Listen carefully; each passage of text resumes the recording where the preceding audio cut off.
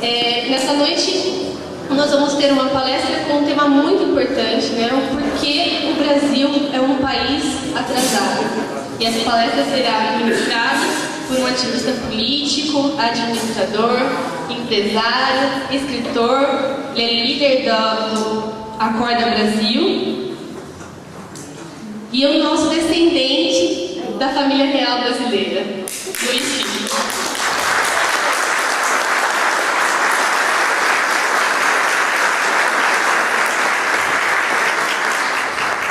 Queria desejar uma boa palestra a todos vocês. Eu vou estar passando uma lista de presentes, eu peço a gentileza de vocês assinarem. E uma boa noite a todos vocês.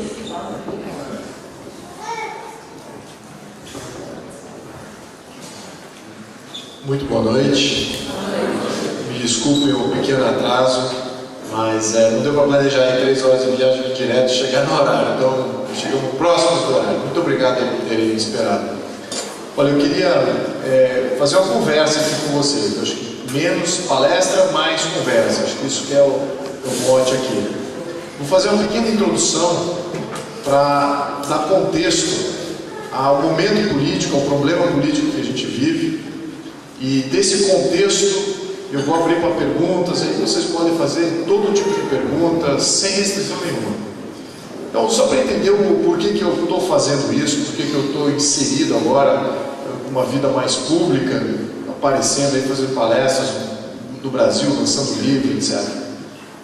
Tudo isso vem de uma inquietude muito profunda, uma inquietude quando você se depara com um conjunto de fatores, um conjunto de uma realidade que não era para ser. No contexto de Brasil, o que o Brasil é, no papel, lendo a descrição de Brasil, ela não bate com a realidade. E aí você tem que revisitar essa descrição de Brasil, entender o fundamento do Brasil, que é um fundamento de Constituição, para entender se aquilo ali que eu estou lendo está gerando esse problema que a gente vê visível.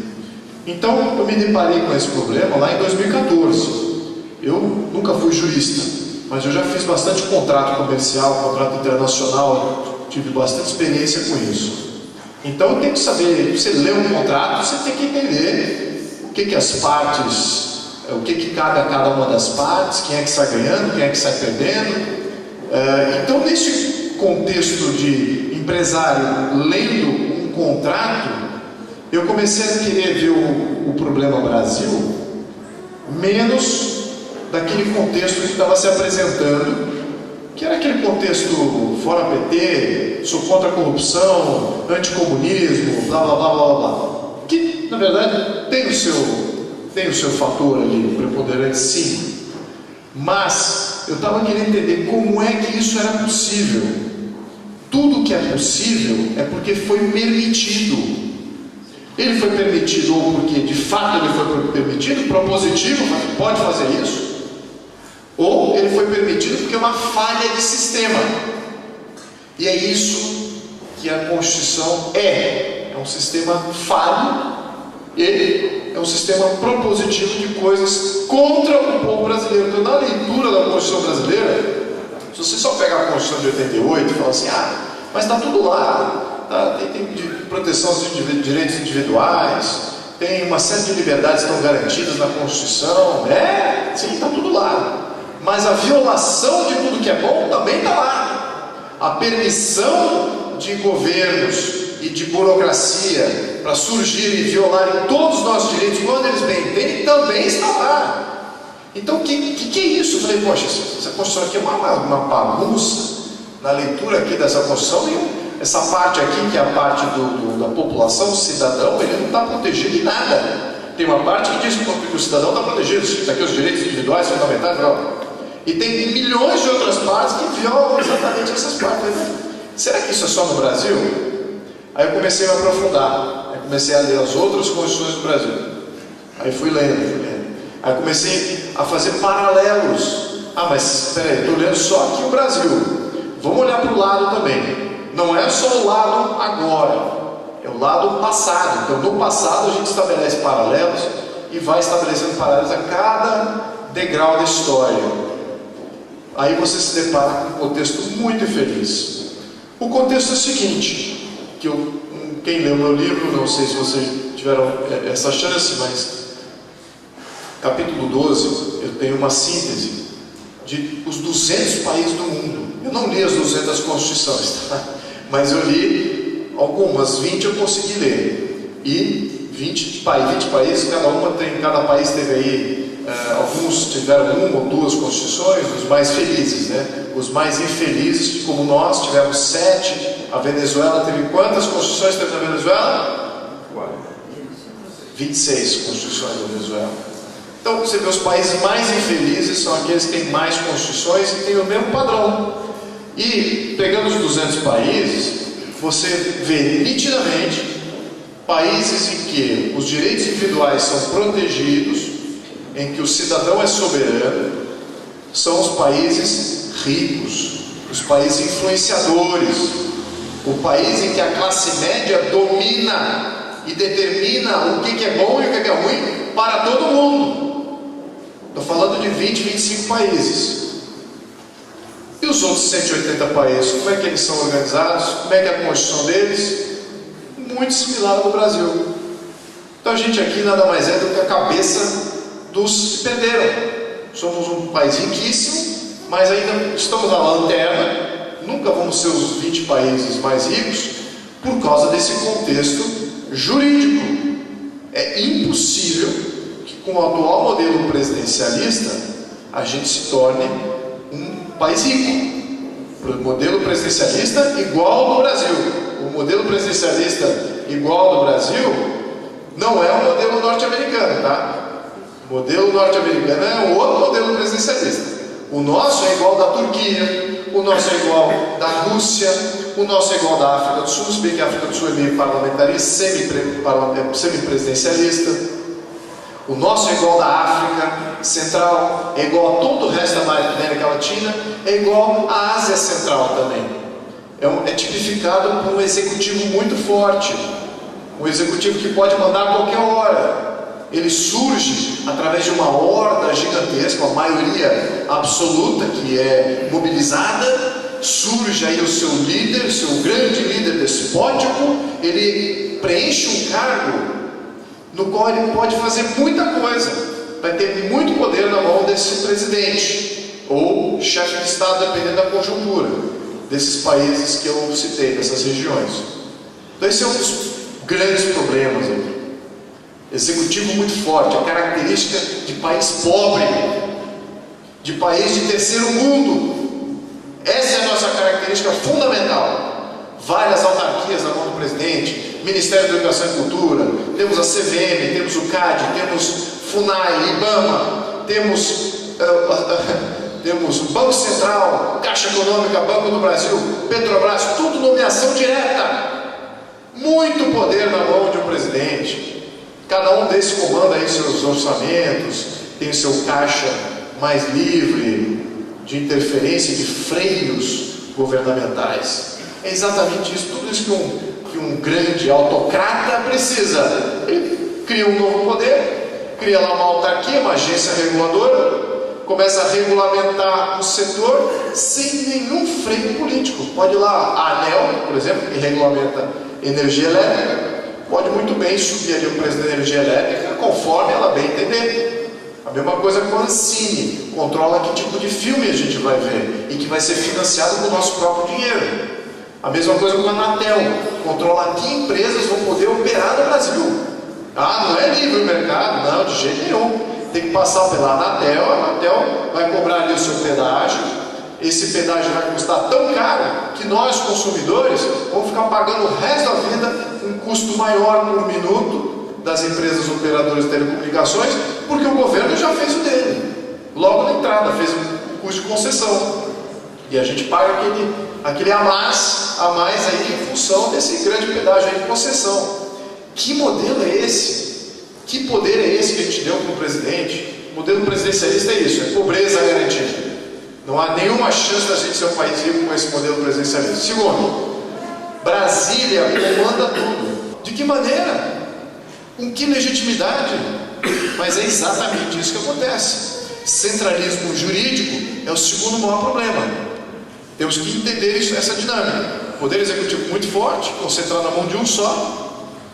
Centralismo jurídico. A terceira coisa, que é fundamental, que é igual no Brasil e em todos esses 180 países que estão na lanterninha aí da civilização. Nós só temos o freio ou o voto, seria o único freio que a gente pode usar contra um político eleito. Nós não temos mais nenhum freio contra um político eleito e não temos nenhum freio contra um burocrata. Imagine aqui um burocrata, por exemplo, que está comandando a Polícia Federal, ou que está comandando, talvez, uma burocracia de previdência, o presidente do banco do BNDES, por exemplo, burocrata, nomeado. Qual é o freio que a gente tem contra uma pessoa dessa? Um presidente da Caixa. O que a gente pode fazer contra o presidente da Caixa? O que a gente pode fazer contra um reitor de uma universidade que foi nomeado pelo presidente? O que a gente pode fazer? Nada. Absolutamente nada. Uma manifestação na rua, talvez, bloquear a entrada da faculdade, contrário ao reitor. Quantas vezes isso aconteceu? E qual foi o efeito? Não tem efeito nenhum. Então, temos que entender que contra a burocracia e contra os políticos, a gente só tem um voto. E quão poderoso é esse voto? Quão realmente confiável é esse voto? Com essa urna eletrônica, sem entrar nesse tema, né, que já desabrocha aí uma série de discussões. Então temos um problema grave. Aí você fala o seguinte: mas do que você está falando, Luiz?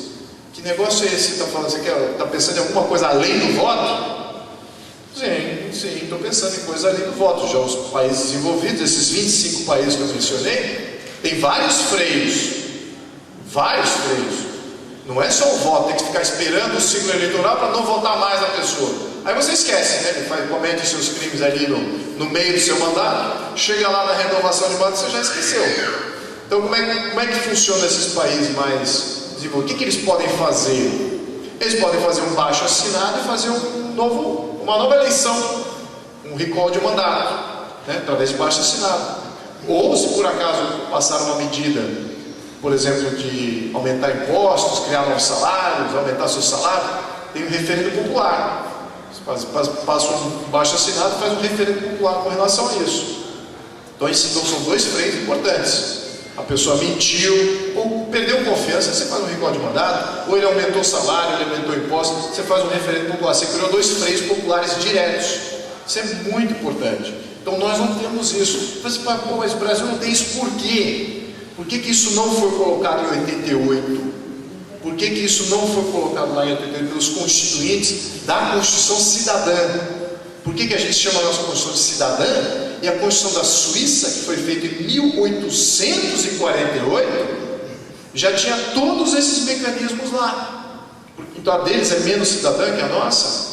E a revisão que eles fizeram em 82 foi ainda mais rigorosa ainda, mais poder ainda para a população. Por que a gente não copiou de 82 a Suíça? Isso, fizemos a nossa em 88, por que isso não foi contemplado? Por que um japonês, em 1946, tinha esses mesmos mecanismos, além do voto, de fazer um freio popular direto? Por que nós não colocamos? Por que o alemão também, que ganhou esses mesmos direitos em 46, o japonês, o alemão, o francês, o inglês, o norte-americano em 1911 ganhou esses direitos? Por que o povo brasileiro ainda não tem esses direitos? Por que ainda somos escravizados por esse Estado nesse sentido? Está na hora de nossa alforria, né? A gente é tão atrasado assim como sociedade. Acho que quem viaja já se deparou com a grande consciência de que não há diferença nenhuma do brasileiro, da sociedade brasileira e das sociedades que existem no mundo desenvolvido.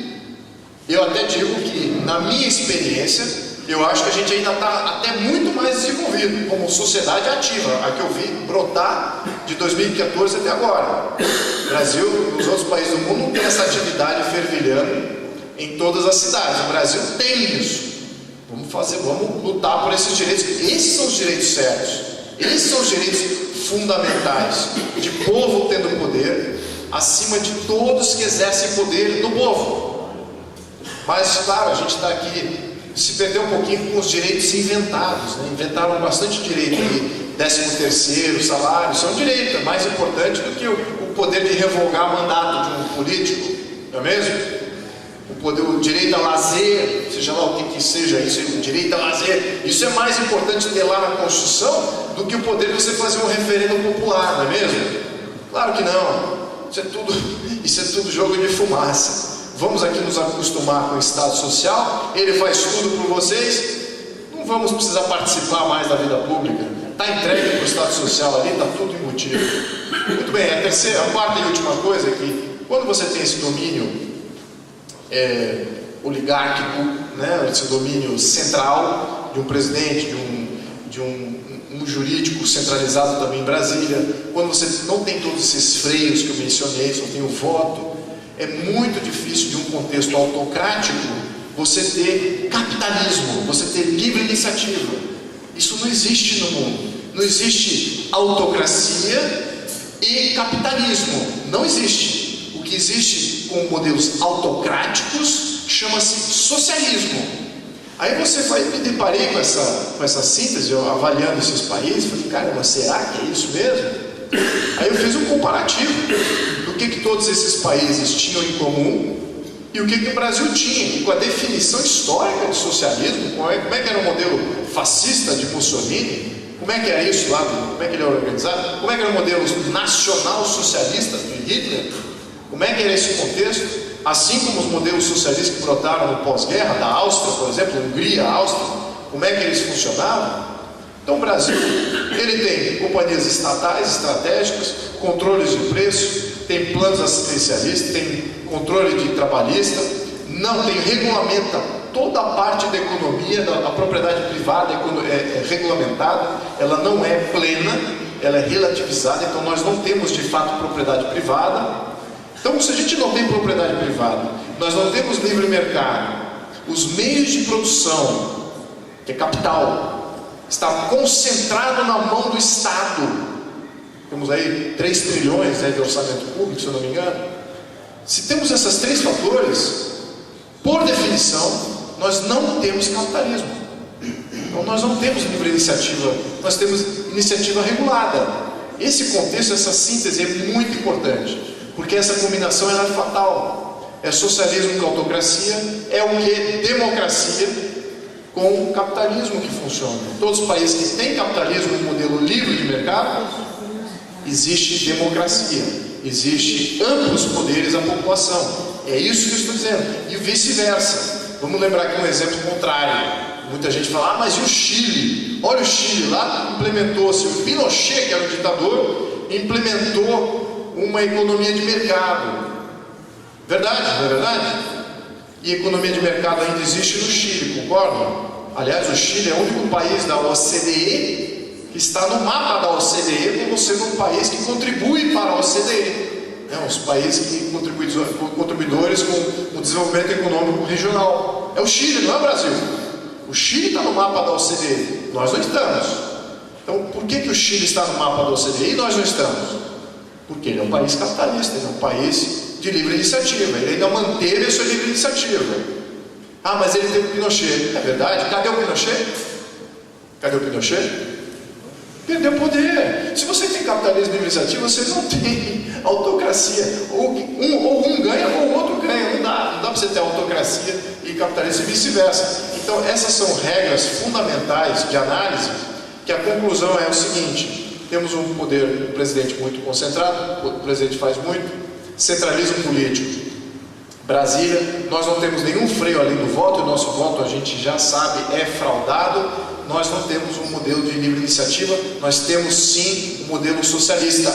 Essa é a conclusão, as 4 conclusões fundamentais aqui que eu trago para vocês. Mas aí ainda não responde a pergunta. E a base disso, de onde vem? Nós temos o que chama-se Estado Social. Essa é a nossa construção constitucional. Um Estado Social, conforme o nosso, ele reverte a ordem. Ele reverte a ordem natural. Coloca em cima de tudo o Estado. Não é o indivíduo como soberano. O Estado é o soberano. Não é a Constituição cidadã.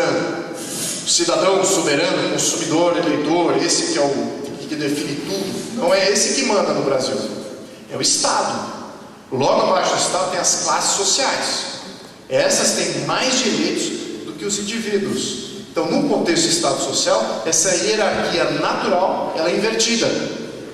A hierarquia natural é a família, essa que define as suas opções, aquilo que deve fazer, o que não pode fazer, o que quer consumir, o que vai produzir, o que vai deixar de produzir, são as famílias.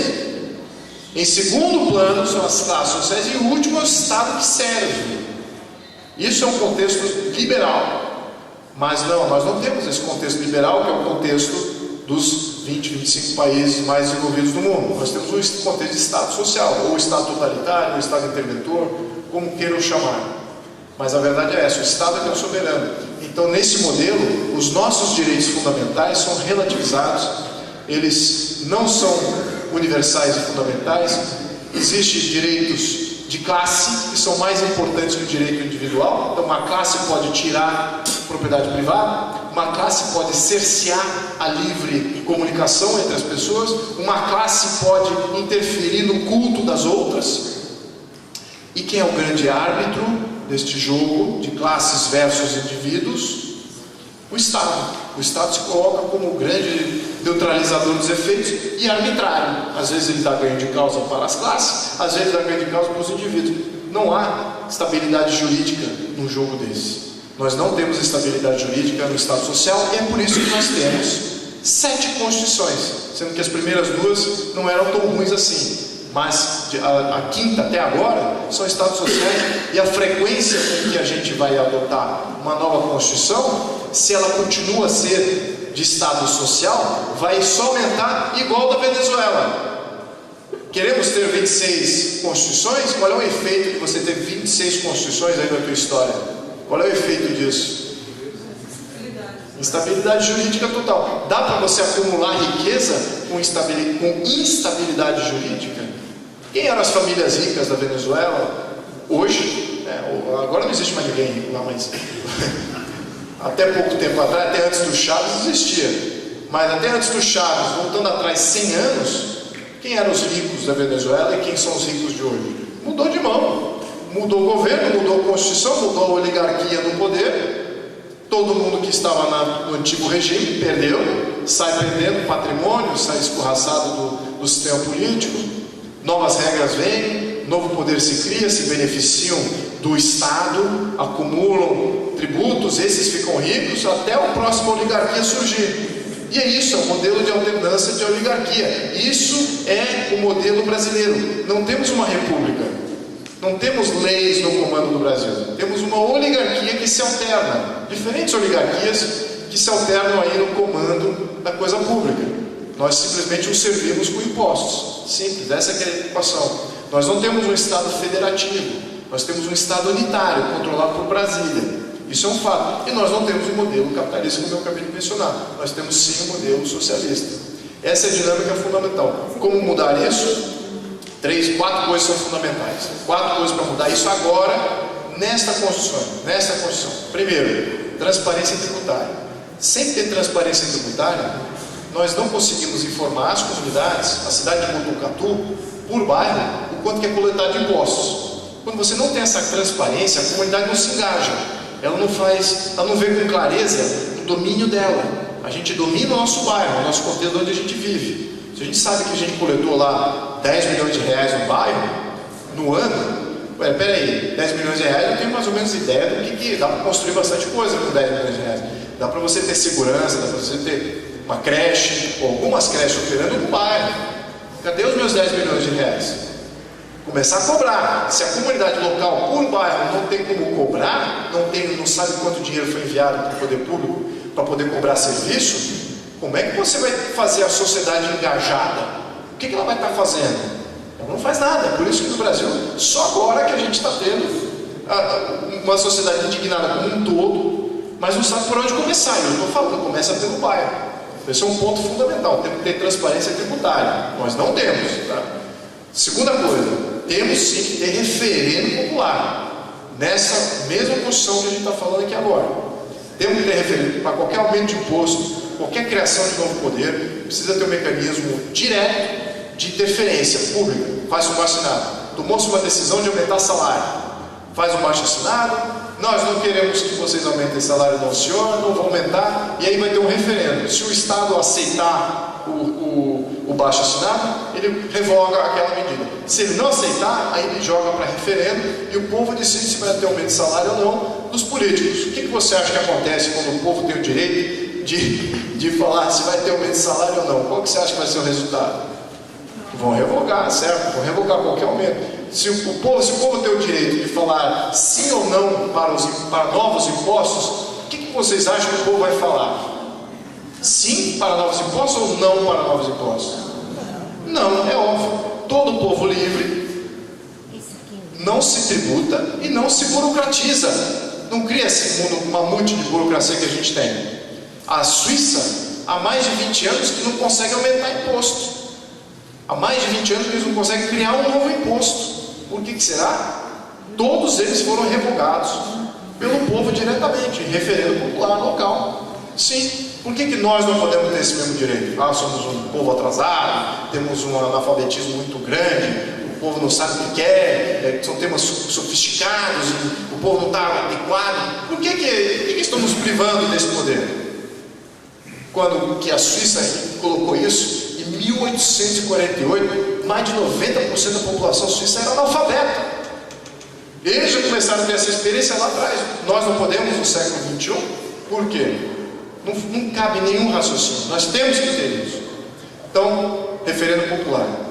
Terceira coisa, voto distrital. Temos que distritalizar os nossos deputados federais, distritalizar os nossos deputados estaduais. Isso aqui faz parte do problema. Muito caro você ser um deputado estadual, um deputado federal. Muito caro. É isso que gerou o mensalão. É isso que gerou o petrolão. É isso que gerou o BNDESzão. Para financiar esse jogo político de eleição de deputado federal, de eleição de deputado estadual. Sim, exatamente isso. Então, neste contexto, precisamos sair do modelo proporcional, que é o atual, e entrar para o modelo distrital. Pequenos distritos fazendo eleições majoritárias dentro de 513 distritos, que é o caso lá para o Congresso Federal, acho que aqui em São Paulo é 50 representantes, né? 100 representantes na Lesp, né? Quantos na Lesp? Brasília, federal. Não, o federal é 513, e na Lesp aqui em São Paulo, quantos representantes são?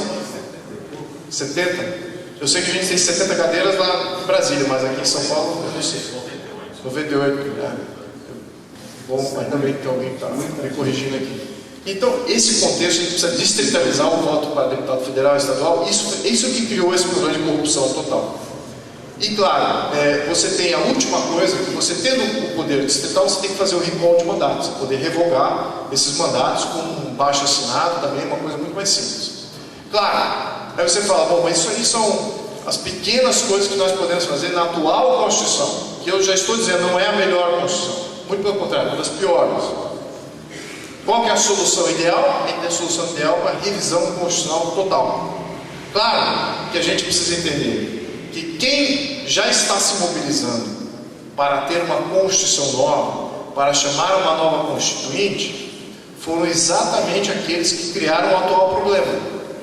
Aqueles que criaram o atual problema da Constituição de 88 já estão se mobilizando, já com uma Constituição pronta, muito pior do que a Constituição de 88. Todos esses problemas que eu acabei de mencionar, que existem na Constituição de 88, vão estar exacerbados no modelo que eles querem propor. Unipartidarismo, isso é bom? Não. Pode ser um partido só? Não. Que país que tem um partido só? Cuba, qual outro? Venezuela. China, Venezuela. Unipartidarismo, bom para o Brasil? Você acha que isso é bom? Bom, a proposta é essa, tá?